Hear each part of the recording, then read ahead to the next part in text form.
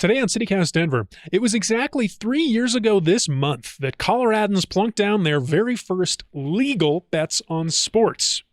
And now, Peyton Manning's out here doing ads for Caesars Sportsbook. What? Me and our host Bree Davies and a great first-time guest are talking all things sports betting, along with all the other local stories that mattered this week. Today is Friday, May 5th. I'm Paul Caroli, and here's what Denver's talking about.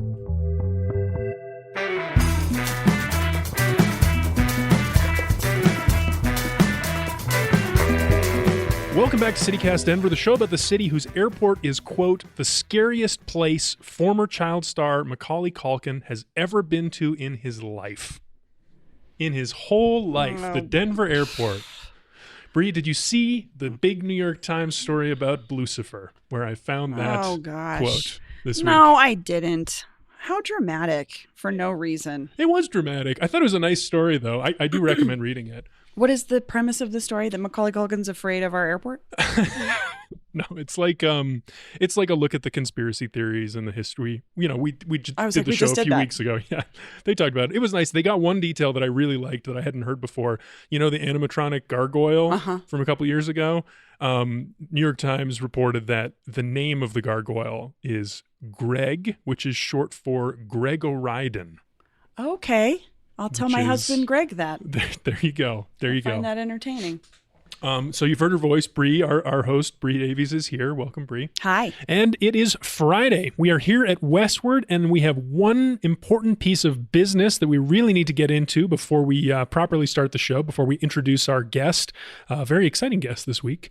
And that is the runoff. The mayoral runoff is happening. It's time to start thinking about it again because ballots are going out next week, I think around the 15th.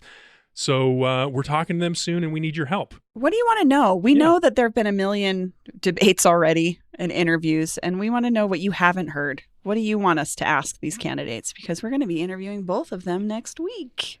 So yeah, send us questions, send us comments, thoughts, things you might want to hear them talk about that you haven't heard them talk about already. The Mayoral Madness hotline is back open. That number is 720-500-5418. Again, that number is 720-500-5418. It's time to introduce our guest this week. I'm so excited about this. I've wanted to have you on for so long. She's the editor of 5280 Magazine. Lindsay King is here. Hi. Welcome to the show, Lindsay. Thanks for having me. Lindsay, how about you? Did you read the New York Times piece on DIA? I did, actually. And I did a story years ago and got to go down in the bowels underneath the airport and to look at like the weird baggage stuff and the carts and it. So anyway, yeah, we did. I did that, and it's creepy. Not gonna lie, a little bit creepy. Do you think they got it right? Think they got the story right?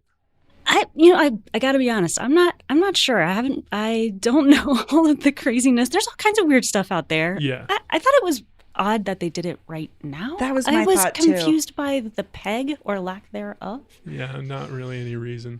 It's really fun. Isn't it annoying though to be a journalist where you're like, I can't even read something without being like, what's the news peg? Why are you talking about this?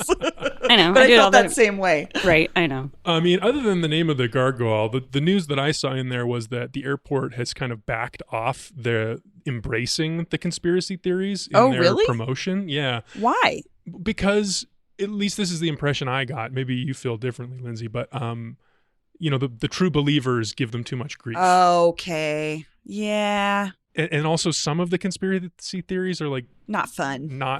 Like the lizard people one, I didn't know this is rooted in anti-Semitic racist tropes. I was like, is it racist? Okay. There's a lot of weird stuff out there that you're not quite sure where it comes from or what maybe it leans into. It's like not fun and kind of scary and weird and anyway, our top story this month marks 3 years since the state of Colorado implemented sports betting. And based on all the billboards and all the ads that clutter my internet, it seems to be a big hit. But more than that, it's really come to define the way a lot of people here consume sports. So Lindsay, you wrote a really fascinating and wide-ranging set of pieces about how it's going for 5280 this month. And I want to start where I think is the beginning. I mean, you said you downloaded an app to bet on the NCAA championship game back in January, but you didn't say if you won your bet on the game. So I want to know, did you win? Well, I kind of won because I bet against my team because that's kind of that's the rule, right? Like, so if my University of Georgia Bulldogs lost, then I won money because I took the other team. So technically I lost my bet, but I was happy about it. How did you feel about it? Did you get a rush? No, it scares me. I don't have the constitution for this at all, but it's fascinating. And I had never done it before. I downloaded one of the sports betting apps and it's intimidating. There's so much going on those apps. It took me a really long time to figure it all out. But that's what I loved about your piece is you broke all that down for someone who has here's the language that's used. Here's, give it a little bit of time. Explore before you just jump in and bet. And I mean, if I was someone that was going to try it, that was really helpful information to think about. Yeah, because there's a lot out there, as you said, like the amount of apps. I think there's upwards of 23 or 24 that are allowed here in Colorado right now. And I'm like, where do you even start? Yeah. Wow. Yeah, you both made it seem very easy to start and get into it and also very scary and maybe like a bad idea. And maybe I got to be honest, it was something that I was interested in because of that, where I'm not a gambler, but I felt like it's so accessible and it's right on your phone, right? You can do it any time of day or night, which becomes a little bit a little bit scary about is it too accessible? Yes. Yeah. Well, we'll get into the hard stuff in a minute, but like for people who weren't around 3 years ago or 3.5 years ago now when we voted on this, why did this happen in the first place? Well, yeah, everybody knows that sports betting until recently was like completely not okay in the United States, right? It was this weird, no, but you couldn't do it. Pete Rose, when you think about all of the things about sports betting, it was just so un-American, really. Mm-hmm. But there have been many things recently that have led up to this. But in 2018, Supreme Court overturned a case that had made sports betting illegal. And then, boom, it just proliferated across the country, mostly because of the daily fantasy sports that were already online. Oh, so FanDuel and DraftKings were daily fantasy sports apps. That's what they did. And then when PASPA, which is the ruling, happened in 2018, it led the way for this to just go everywhere, but it becomes state by state. And so Colorado jumped in relatively early. Right. So Supreme Court flips the switch and then it goes to the moon. $10.7 billion of bets have been made, as you reported. Correct. Crazy. Yeah. Bree, do you remember the narrative around this? Like the story, what people were expecting? How did it feel? I mean, vaguely. I think for me, as a person in recovery, I think about folks who struggle with this and the accessibility of things and then the proliferation of a thing and then the acceptance of a thing can be really overwhelming if you are one of those people that's prone to addiction issues. Yeah. And so for me, it was like, as usual, when these things happen, there's not a lot built in as a safety net or to support folks. And so I have to say that I voted against it, assuming that it was probably just going to sail through. Although I know when we were talking about this earlier, it didn't necessarily sail through. It was quite close. It was barely passed. Which is interesting to me because I feel like I'm in the minority, like I'm the party pooper who doesn't want that thing, Uh-huh. But clearly I was not alone. So yeah, I think a lot of people were conflicted about it. And in reading your story and thinking about who the opposition was, it was obviously like faith-based groups, understandable. Mm-hmm. Gambling is a sin or whatever. But also environmental groups were concerned because not the payoff, but the other side of it was like this money that we make from it will go to water conservation. And folks were like, that's real vague. What's water conservation? Who's going to have that money? So I found that part interesting too, is that unintended consequences side of things that we don't always think about. But I just don't remember it being a super hot topic, but also 3 years ago feels like 300 years ago and 6,000 elections ago. So it might have been, and I might be understating it. Yeah, I think the pandemic was probably a big part of it. I think the vote was maybe right before, but then when the pandemic starts, like young people have a lot of time to watch Everybody's all sorts of obscure sports. That's how I got into sports, was the pandemic. So yeah. Yeah. Well, Bree, you talked about the addiction issues. Lindsay, the one piece of this package that I think, hit me the hardest was this story from the Greeley man, the anonymous Greeley man. Just tell us about that. Tell us everything about that. Yeah, absolutely. I actually reached out to some of the gambling community, and one of those being the Problem Gambling Coalition of Colorado. And they put me in touch with somebody who had reached out to them for help. And this young man, 21, was living in Greeley.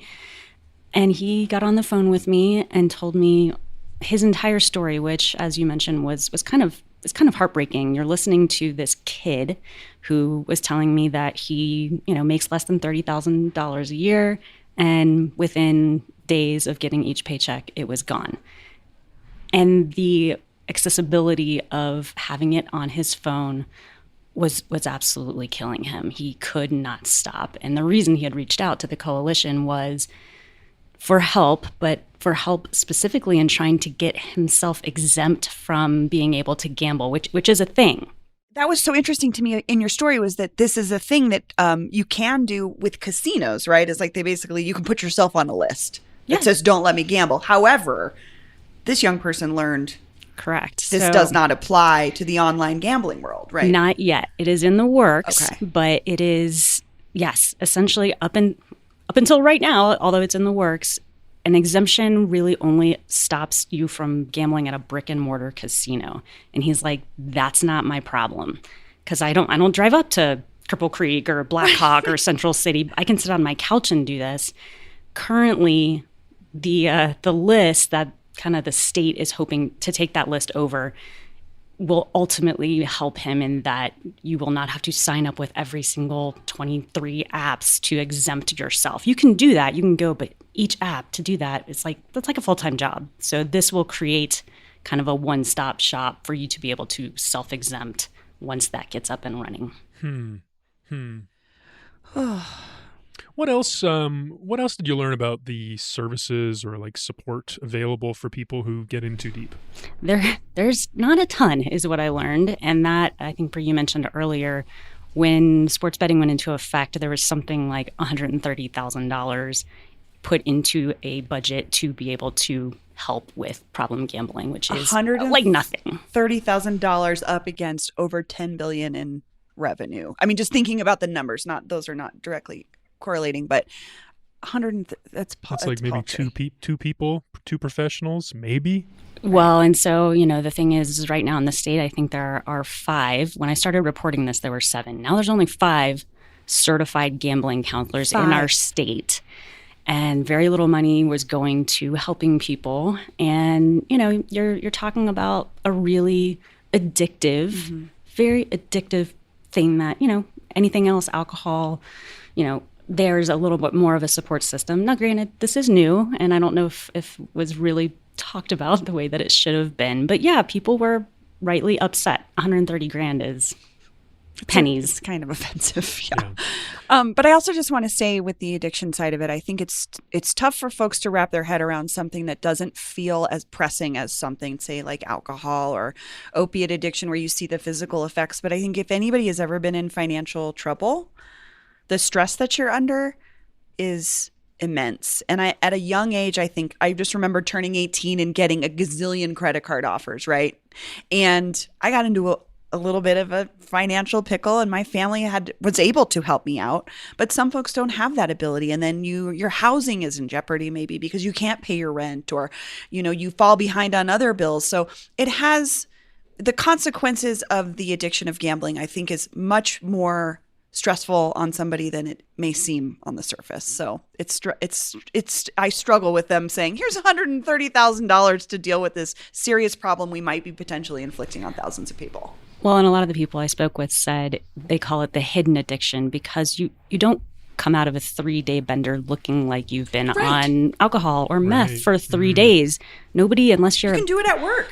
You can do it at work. On your phone. Nobody's tracking your bank account, so they don't know that this is a struggle for you, right? It's really hard to see that somebody is struggling with this. And so that was one of the things that a lot of people talked about, was it's hard to help if they can't, they're not showing you it's happening. It's interesting, when we were talking about this, we talked a lot about weed and legalizing weed, and how that took something that was this illicit thing and brought it out of the shadows. And part of the reason why we did that was so we could regulate it and make it safer. But with these apps and with sports betting, you don't even have a bookie. You don't even have like a human to look at you and say like, hey, you've lost like $100,000 this year. Maybe you don't want to make this bet with me. Not that I don't know if that actually happens. I'm not bookies will do that, but that'd be a really nice bookie. I mean, the apps, but you at least don't have to face a person, that. Right? You are alone in this space, which also is a lot of addiction is hiding, shame, fear. Mm-hmm. Those are all realities. But again, that accessibility is so different than walking to a dispensary or, like you said, you don't have to drive up to I-70 anymore. Also, I might be the only person that thinks casinos are extremely depressing, but like I don't find them enjoyable at all. They're like the most soul-sucking dystopian experience. Especially you drive to our gorgeous mountains, or you get there. However, you go to the mountains and you go inside of a box. A windowless box. A windowless where time box. Stands still. And people make fun of me because I like the mall. Like this is so I can see where this would be extra appealing. Mm-hmm. It's more social too, right? You're betting with your friends. That's the whole thing that they kind of promote too in these apps. Because I'm watching basketball right now. It's every other commercial is betting, and it's like with your friends. You're having a party. Yeah. You guys are, you watch the Super Bowl. Everybody's making bets. You can actually do it online now and make some real money. Yeah. Well, I mean, or lose some real money. That's the part I have to speak for the other side a little bit, because I had a really good experience with sports betting in the NFL playoffs earlier this year. It was something that I did with my father-in-law. We watched every Chiefs game all the way through. I always bet on the Chiefs. He always bet on the other team. So I won every time. It was just like, it was so much more fun with just $10 on the game. It made it more engaging. I cared more about every single play. Paul brings up a good point, and I'm going to maybe get the statistic slightly wrong, but like any addictive substance, I guess if you can call it a substance, not really, but most people do not have a problem with it. Right. Most people can enjoy it. They can hang out with their friends. They can talk with their father-in-law. The way that they've started to set this stuff up now, you can do it right as the game is happening. You're watching a baseball game. What is the next batter going to do? What is the next pitch going to be? It does create an engagement with a sport in a different way. And I'm a rabid sports fan, and I don't have a predisposition. And so I can see the fun of it. I understand if you can handle it. It is good fun. And as long as you can be cool and, put it away after you've lost your $30, then it's a good time. There's one piece of this we have to talk about before we move on, because it's just such a fascinating case study of how this fits into society, this sports betting thing. CU Boulder had a deal with PointsBet Sportsbook, a sponsorship deal. Lindsay, can you explain what happened and how this played out? So PointsBet is actually headquartered here in Denver.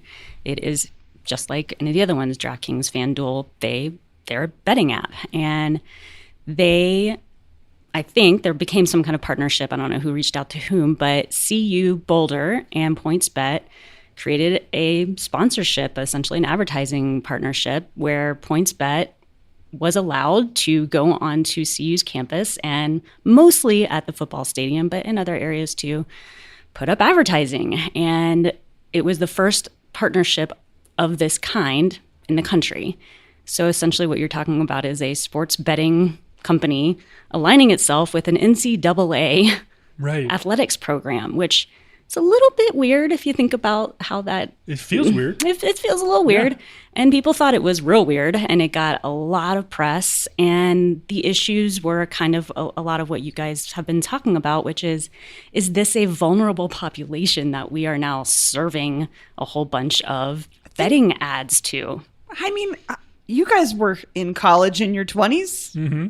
I made some of the worst decisions of my life. Well, and it's not like you don't have a lot of most kids do not have a lot of disposable income. Mm-hmm. And a lot of the experts I spoke to said the problem is most kids don't do real well with budgeting in the first place. And then if all of a sudden you are kind of inundated and, there was stuff on campus, it just felt a little icky, to be quite honest. And it got a lot of press. And the story didn't stop for all 3 years that this was going on.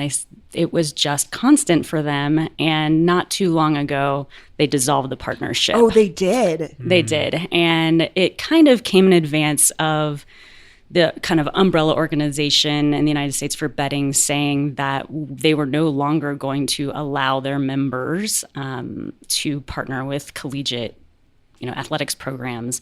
Now, PointsBet is not part of that organization. So, but who knows? They were not willing to comment. But I do think that kind of the atmosphere was no longer conducive to those types of partnerships. And there's very few across the United States. And it'll be interesting to see if they can hang on or if those will dissolve as well. I just see such a wild juxtaposition here between the amount of money a school can make on a sports betting app and how many people I know are in student loan debt. Let's talk about the reality of where a lot of folks' finances are, especially young people, again, my friends that are in their early or mid 30s who have a ton of student loan debt. I don't know. There's just weird places where money shows up and weird places where it doesn't. And I would feel very conflicted as a student. I would feel angry. It would feel very, I don't know, disingenuous or something. I don't know what it is. Maybe exploitive. Yes, exploitative. You have a whole bunch of young kids who are impulsive. Yes. And, you want to be, whatever, I don't know, I wasn't cool, but you want to be cool around your friends and everyone's doing it. And, the other thing that I thought was fascinating about kids, especially today, and I'm 44, but the idea is there's this different relationship to money. It's all digital. It's like Monopoly money now, right? It's on your phone. You attach this stuff to your bank account. Mm-hmm. It just flies right out of there. And if you have this digital relationship to money, it doesn't seem as real as it used to when you went to Vegas and had to give actual cash, right? Interesting. I wonder. I don't know. We should maybe talk to a young person about that because I feel that's probably just a generational thing. I bet. Yeah, I'd be curious because I feel you too. I'm in the same. I'm around your age too, and the physical. It's so different now. Not just sports betting, but I think about I need something on Amazon. It takes 2 seconds. I order it and deliver it to my door and comes right out of my account and. You know what I mean? That's the end of that. So yeah, it's really easy. But yeah, I'd love to hear from young people on how they feel about money. Yeah. So we're talking about where this sports betting thing fits into our world. I want to end with the future. Lindsay, you thought about this for a long time. It's a pretty serious package. We'll link to it in our show notes. Do you have a prediction for what's next for sports betting or where this is going to go? What everybody has told me that I spoke to says that what's coming is going to be full casinos online. So not just sports betting. Right now, you can't go online and do, roulette or whatever. You can't do those things that you have to go to a brick and mortar for. But that may be coming, and I do think that it's probably a few years off here in Colorado, but there are several states where this has already passed. And so a lot of the experts say the sports betting was just the first step toward full online casino gaming. And I think they call it iGaming, which of course they do. Good, because we need more reasons to be on our phone. Great. Perfect. And not be social with other people in the same room as us. Yeah. Great. All right. Well, I think that's a good place to leave it. We'll be back after this quick break with something else.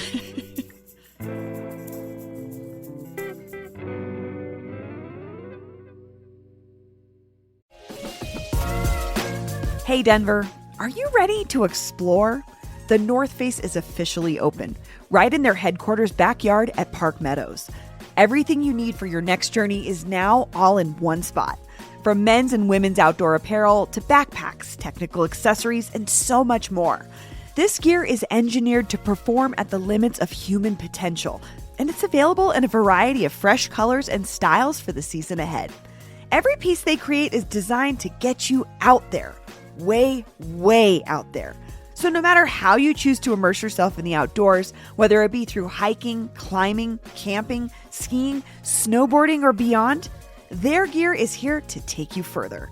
Find them on the second floor, find all the essentials you need, then go ahead, get out there, and start your journey. The exploration starts there.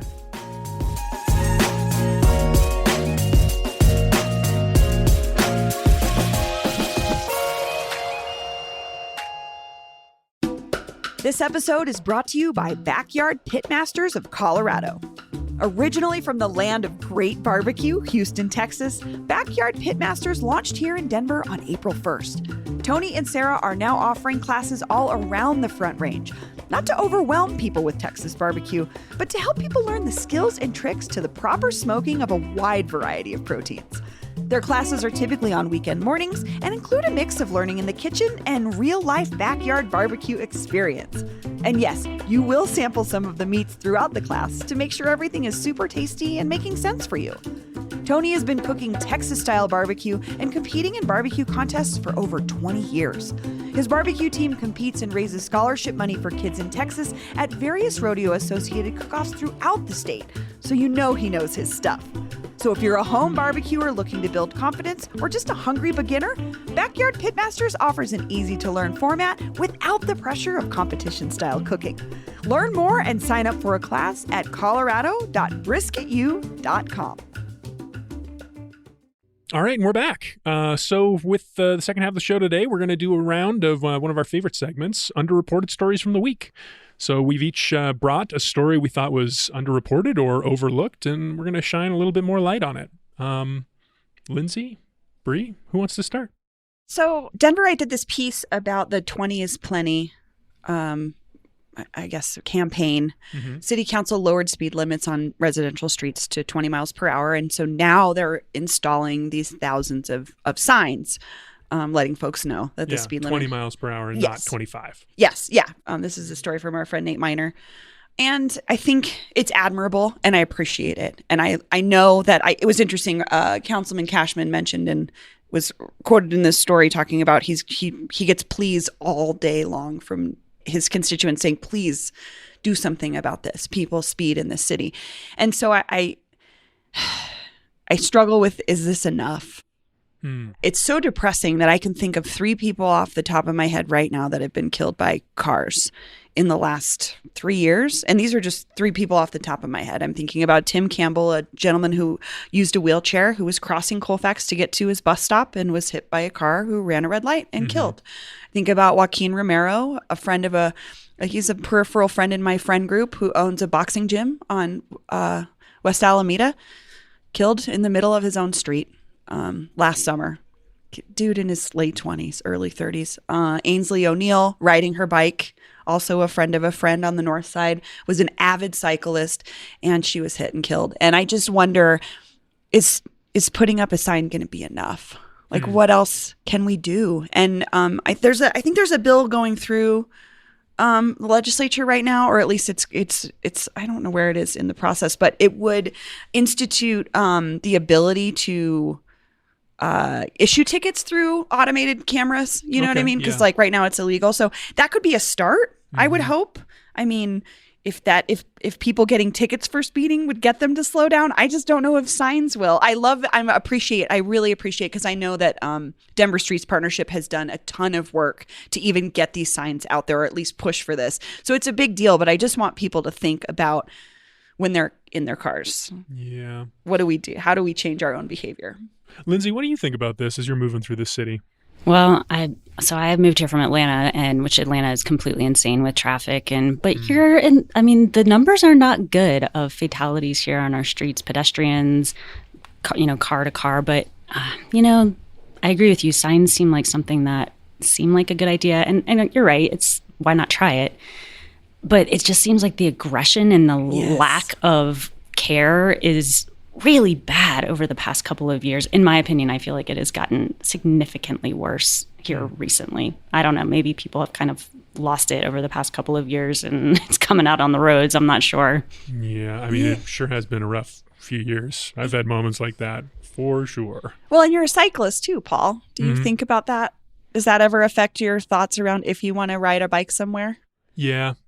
Definitely. There's some roads that are just like unpleasant, and it's kind of the only way to get somewhere. And so you just think, like pretty much anything in the suburbs when you're dealing with stroads, the half street, half roads, where it's just like 4 lanes and it's lined with gravel, and it's, it's going to be broken bottles and empty bottles of, shooters that people have thrown from their cars. And anywhere where there's not bike infrastructure, it's like, it can be pretty dicey. Yeah. And that's a lot of places in Denver. Yeah. And I just, the aggression thing, I think, too, I want to have a bigger conversation about this because it's hard to know. Is it just anecdotal? Am I just feeling this way that people are going faster? But I think about if you're on a road like Spear, is anyone going 30?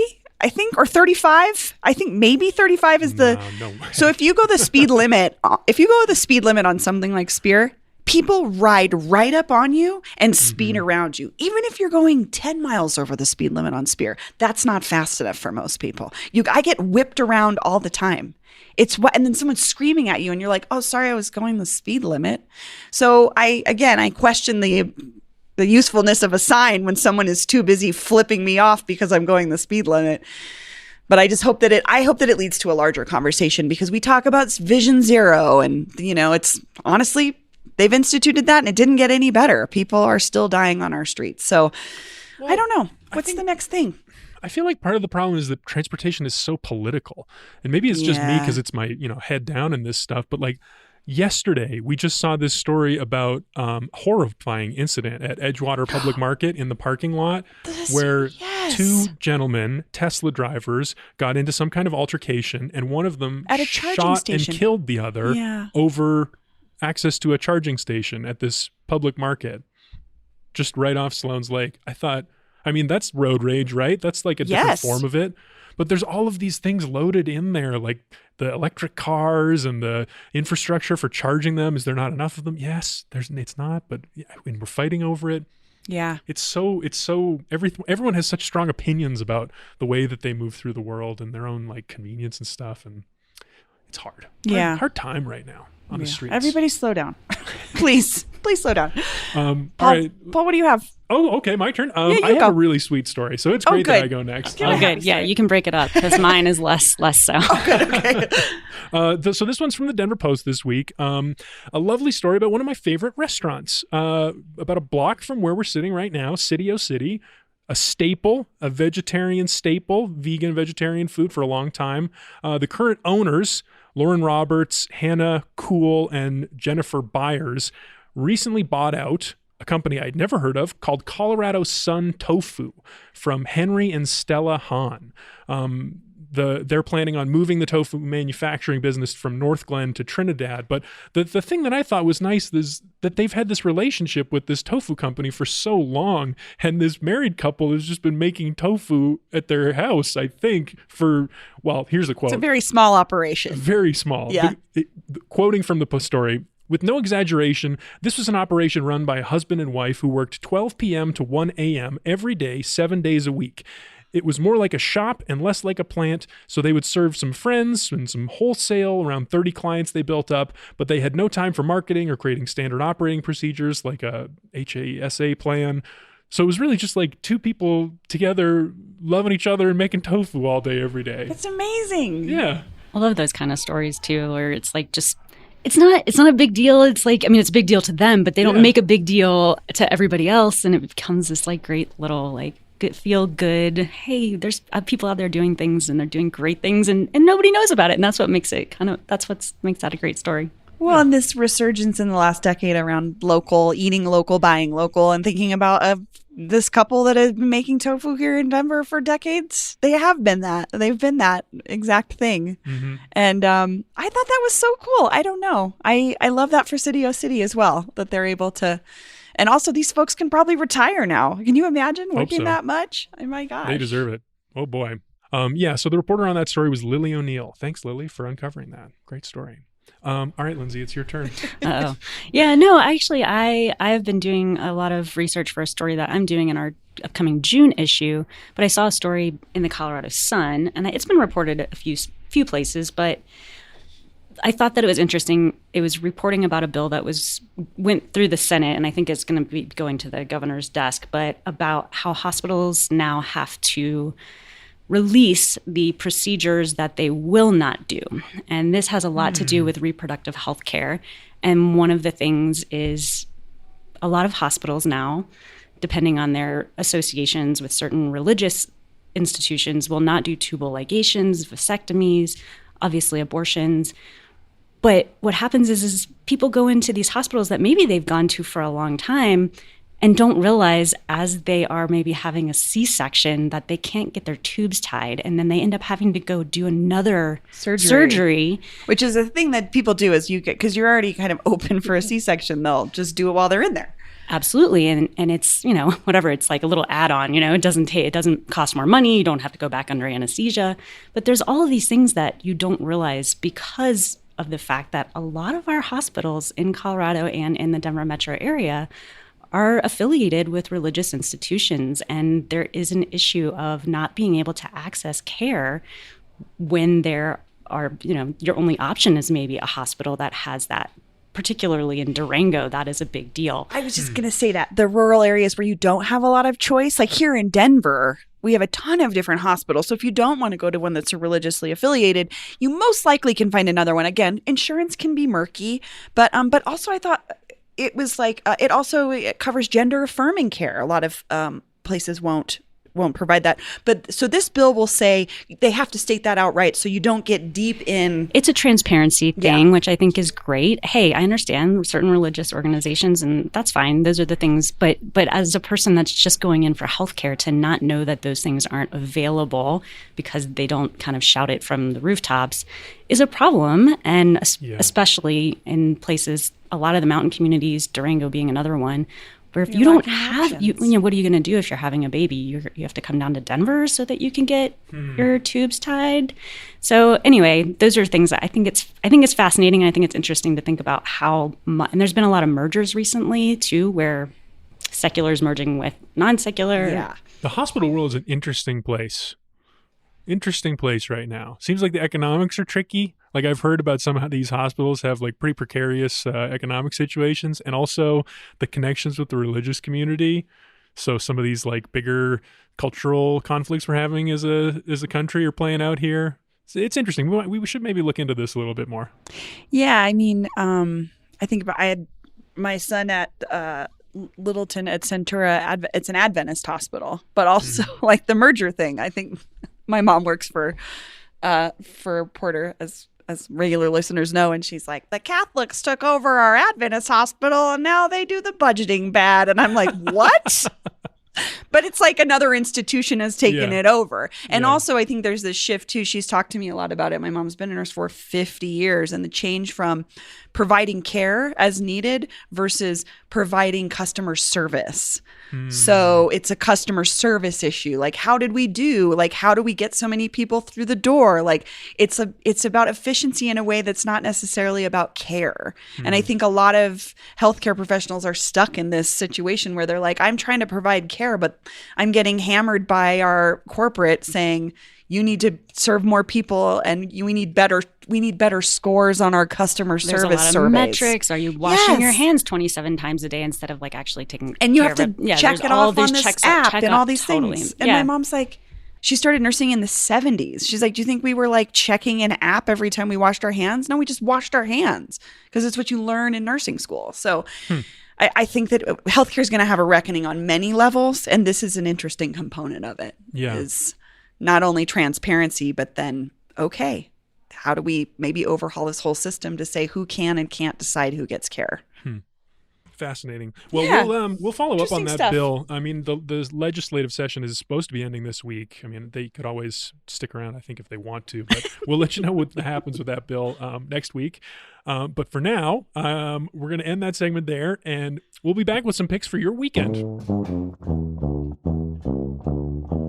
What's up, weather fam? Rain or shine, I'm Andy Stein here with your CityCast Denver weather forecast for this weekend. And really, much like the last week, it's been pretty consistent. We've had afternoon highs in the low to mid 70s, overnight lows in the 40s, a little bit of afternoon cloud cover and rain shower activity. That's ultimately the forecast that we're going to have for this weekend as well, and into next week too. We've been under what's called an omega block pattern, and if you want to find more out about that, go ahead and follow me on some of my social channels. You can just search for Rain or Shine. I'm Andy Stein, and I kind of dive into it a little bit more, so if you're looking for some of that weather knowledge, go ahead and find that. But overall, hey, this is like perfect springtime weather, in my opinion. I love temperatures in the 70s with afternoon cloud cover. This is also really good for the mountains and snowpack. This time of the year, snow starts to melt really quickly, and a little bit of cloud cover helps to slow that process a little bit. And the slower we melt that snow, the better it is for our fire season. So overall, a great forecast. I hope you all enjoy. It's time for the official CityCast Denver maybe for your weekend, as in maybe you'll see us there, because as usual, there's so many cool things happening in Denver this weekend, but there's only one where you might see us. Peyton Garcia rounds up her best bets in our newsletter, Hey Denver, every week, and she's here to give us her top picks. Peyton, welcome to the show. Hey, y'all. Hi. All right, let's get started. So, first thing I have, this might just be me making assumptions, but I think it might speak to Paul. Okay, I'm listening. It is 2 interactive parody performances put on by Audacious Theater. It's called Space Conflicts, May the Farce Be With You. It is in honor of our unofficial Star Wars holiday, May the 4th be with you, which took place yesterday. Oh, well, we're recording today. We can, yes, or today. Here we are. And so they're doing 2 performances, one on Saturday, one on Sunday, one in Elyria Swansea, one in South Park Hill. And so Audacious Theater does these interactive performances where the audience is invited to like get really involved. So I think it's going to be a lot of like really big Star Wars fans who go and like get super dressed up. And then it's supposed to celebrate like, you know, the last 46 years of Star Wars with silly props, witty farce, and time old sci-fi tropes. That's kind of silly. That's silly fun. I'm so out of Star Wars right now. I've been burned out by the last few years. It's like overload with that franchise. I don't know. I have some people at my office that would be really jazzed about that. So yeah, I I'll think have to let it's a them very know. specific really population that, I kind of missed the boat on that, but hey, no judgment. I'm a Harry Potter freak. So. Yeah, this is true. You are the resident Harry Potter freak. All right, what else we got, Peyton? All right. Well, sorry for those judgments on you, Paul. Next one I'm personally excited about because I love the Denver Zoo. And they are partnering with the Filipino American community of Colorado to host an Asian American Pacific Islander Heritage Festival this weekend. And it's included in general admission. So all that it's going to be is there's just going to be some extra fun stuff going on. So there's going to be some art, live music, dance performances, and then some informative workshops about Asian animals and Asian conservation programs. Cool. That sounds really neat. Yeah, It's and like I love Zoo Plus. I love an excuse to go to the zoo, and I also love AAPI. So, and now you can take Benicio to the zoo. I know He's gonna love it. he's still really tiny and very white. So, You gotta shade him up and take him out. Lindsay, are you a zoo person? You know, I actually really like the Denver Zoo. Kind of depends on the zoo, got to be honest. Some of them kind of bum me out a little bit. No, 100%. I have a whole thing on this. We have an episode on it. But I love the Denver Zoo. I think they do a great job. I'm a really big fan. Seems like a cool space for an event like this. Like if you've got activities to do and you're mingling, you're enjoying some all like, these special little food. cool Yeah, I bet you the like Toyota That's what I was wondering. Elephant Passage, like which is very Asian themed anyway, is gonna be like decked out. Be the spot. Yeah, it'll be. I'm cool. into it. That's a good one. Okay, that's a front runner for me right now. What else So we've got 2 more, and I saved those 2 slots for 2 big things that happen on this weekend. The first one is Cinco de Mayo. So it's Cinco de Mayo this weekend. And I've got a couple of Cinco de Mayo events that I have listed in the newsletter, but the one that I'm choosing to highlight is in Westwood, because as you know, I'm also a really big fan of all of the events they do there. They do such incredible cultural events. It's always free, and the community there is just always so into it. So it makes it such a fun thing. So they're having a big Cinco de Mayo event. It's going to honor the historic Batalla de Puebla in Mexico, and there will be art, live music, cultural performances, lowriders, lucha libre, and much more. Bree, you look excited. I'm so stoked. They just do it so good in Westwood, and the food is amazing, and the luchas are amazing, and I think they're gonna have a stage with live music. It's gonna be so fun. If you have not been to Westwood yet for one of their like neighborhood gatherings, this is a great intro to it. It totally is. So that's Saturday from noon to 7, and I think the thing, like I said, that Westwood does so well is the community like really just gets amped. Yeah, it's really for families, and it's just, I don't know. And the weather's going to be beautiful. Yeah, it's going to be perfect to be outside. Like a kickoff for summer. I like this. I can't wait. Yeah, that one's going to be really fun. I'm so stoked. The other event that happens this weekend is Derby. It's Derby that's Day, right. which I always forget about because of Cinco de Mayo, but that is happening. So I do have a couple of picks for Derby Day celebrations in the newsletter as well. But the one I'm choosing to highlight is going to be at Union Station because it's free to go. So you can make reservations at either the Terminal Bar or Cooper Lounge.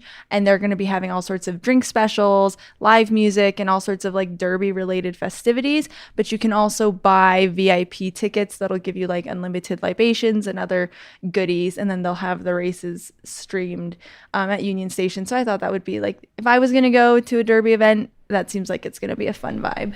Break out the big hats and stuff. Yeah, bust out your big hats. Fancy. And you can go, it's free if you want, or you can spend a little money if you want. Exactly. I like that. It's the kind of thing it's nice to watch with a big crowd. Yeah, it makes it more fun. Absolutely. I went to a Kentucky Derby party once hosted by someone from Kentucky. It totally changed how I feel about the Derby. I previously did not care, but this person like super into it, wore a seersucker suit, baked this special pie, Derby pie, which was like butter and chocolate and more butter and like pecans. It was so rich and decadent, and this guy had games to like he gave out horses to everybody. So like, this is the horse you cheer for. This is your horse. And like a fact about it. It was incredible. It was incredible. Yeah. I could get excited about the Derby again. I mean, I think those are 4 really good options this week, if I do say so myself. So we got Star Wars parody. That's a meh from us. Yeah. Denver Zoo, which sounded pretty cool. And again, weather's going to be great. Nothing's better than the zoo, and the weather's nice. Cinco de Mayo in Westwood. That's tough. Yeah, that's pretty good. That's a pretty good one. Lindsay, where are you leaning? I might have to go Derby. I'm from the South. It's hard to pass up. I don't know. Station? Yeah, I've got a big hat, you know. You have the hat already. Oh, I have so many. Come on. I have so many hats. What would be your hat for this event? I've got a big red one it's huge. It's ridiculous. It's so fun. Okay. Bree, what? I'm going to be in Westwood, hands down. I think that might be the one for me too. My spot. I'm sorry, Well, I can Lindsay, go to but both, right? Like, oh yeah, totally. See? No, our rules are hard and fast. We do need fine. to pick just the one. Okay, all right. Westwood it is. I'll wear my hat. I'll just wear my hat there. There you go. There you go. Hats welcome there too, I'm sure. And there you have it. The official CityCast Denver may be for your weekend, but there's way more where that came from. Peyton's got plenty more recommendations in our newsletter, Hey Denver, which you can subscribe to right now by texting Denver to 66866.